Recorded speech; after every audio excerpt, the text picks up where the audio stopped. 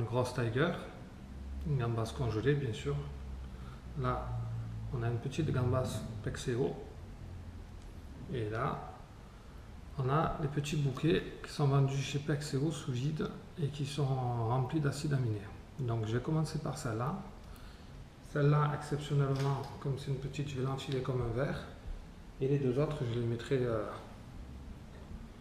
avec l'aiguille à boucher. Donc celle-là, on va y passer l'aiguille à verre. Parce qu'elle est très fragile, elle est vachement fragile. Non, ça va être comme ça, puisqu'il n'y a pas le deuxième trou.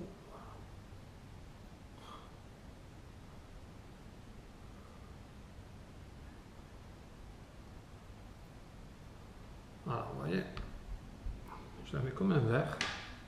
Donc là, comme c'est une petite crevette, je vais lui mettre un hameçon du 5 ou 6, vous voyez, qui va venir se loger sur le dessous. Donc là, je plie mon aiguille comme si c'était un verre. Et là, il va falloir y aller gentiment pour la faire coulisser. Bon, ça là. Elle ne veut pas trop venir. Ah, ça y est, c'est bon. Voilà. Vous voyez. Là, on se retrouve. Vous voyez là. Elle est suspendue avec le fil avec un super appât. Donc, ça, ce que je conseille quand même, c'est de la mettre comme ça et de lui mettre quelques tours de fil, pas beaucoup, quelques-uns. En général, bon, souvent c'est par idée qu'on recherche avec ce type d'appât. Ils attaquent la tête en premier. Et là, vous voyez, la tête elle se défait un petit peu. Du coup, je vais la resolidariser grâce au fil. Voilà. Et je vais venir.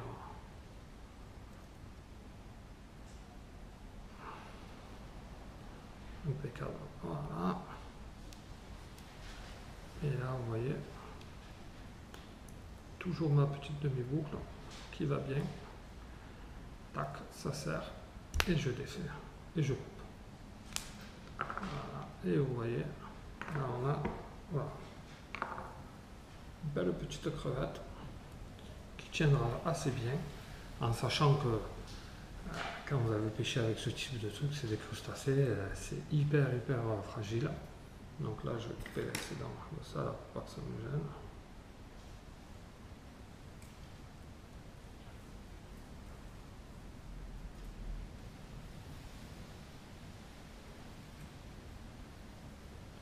Voilà, c'est hyper fragile. Donc si vous avez les poissons qui sont dessous, qui sont très mordeurs et qui ne chipotent pas, vous pouvez les envoyer sans fil. Mais en général, s'il n'y a pas le fil, au bout de vous comptez 30 secondes, il n'y a plus de crevettes. Hein.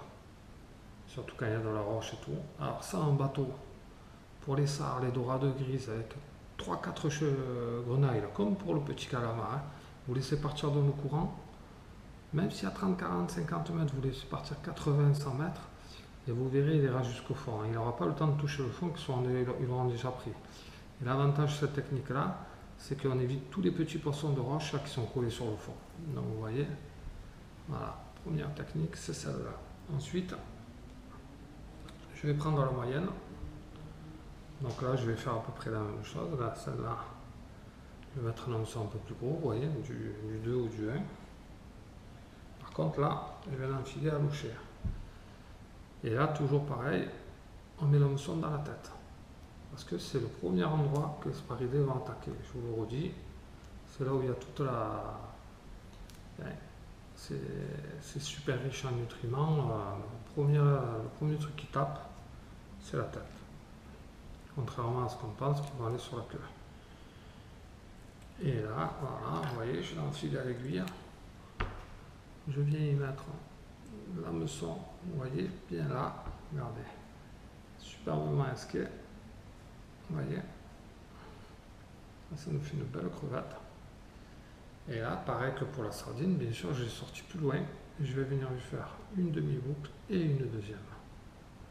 Et là, même pour ceux qui aiment pêcher en soft casting avec ce type d'appât, vous pouvez y aller aucun problème. Vous pouvez le lancer de manière très forte avec des gros plombs, aucun souci.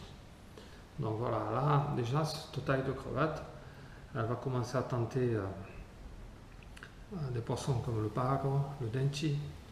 On va pouvoir attaquer la belle dorade grise, le gros pageot, pas mal de poissons qui vont s'y intéresser, notamment aussi les grosses rascasses, le Saint-Pierre, tout ce qui est dans la roche, quoi, tous ces types de poissons là. Voilà.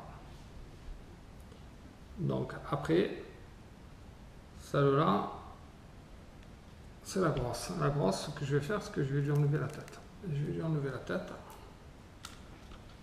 Et en fait, je vais soit l'esquer comme ça, soit carrément la décortiquer. Là, je vais la décortiquer.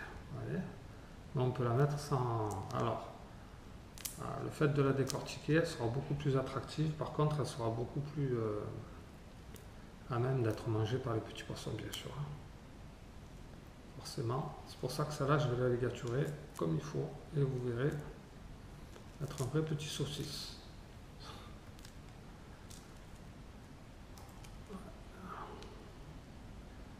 Ou alors, ce qu'on fait aussi des fois, vous voyez, on la décortique pas entièrement, ce que je vais faire. Là, j'ai laissé de la coquille là, et tout ça, c'est décortiqué. Donc pareil, hein. Par contre, là, on va mettre la notion du 1-0. Là, par contre, aiguille à sardine, mais contrairement à tout à l'heure, comme il n'y a pas de tête, je le mets dans le corps de la queue. Et là, je vais venir le chercher. Et là, c'est des montages qui sont très payants quand les poissons sont actifs et qui sont sous le bateau, ou alors en soft casting quand ils sont en marotte, quoi. Parce que bien sûr, la crevette, elle est fragile et plus elle va rester dans l'eau et moins on aura de chance de faire de poisson. Donc là, vous voyez, elle s'est mise comme ça sur le bord. Je fais quand même ma demi-boucle, puisque c'est... Vous voyez, déjà là, on peut tirer, il n'y a aucun problème, ça ne bouge pas. Et là, je vais rapidement, mais par contre là, je vais vraiment la saucissonner. Vous voyez, au maximum.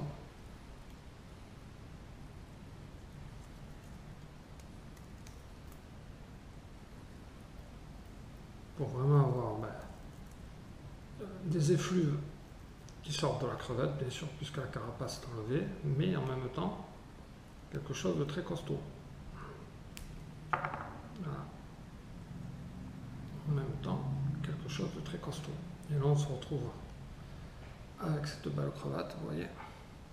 Et là, c'est super dur, quoi. Les petits poissons, ils vont avoir du mal à la manger. Donc, ce qu'on peut faire aussi, c'est des fois, vous voyez, si l'hameçon est mal caché, le mettre dedans.